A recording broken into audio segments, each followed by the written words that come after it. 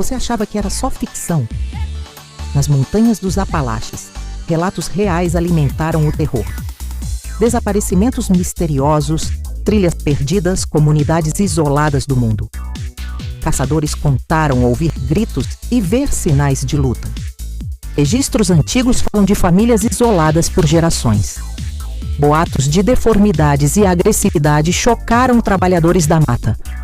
Cabanas abandonadas, marcas de luta, vestígios suspeitos de canibalismo.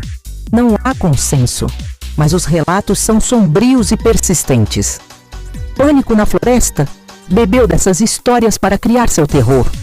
Quer mergulhar nos casos reais? Comenta Apalaches e segue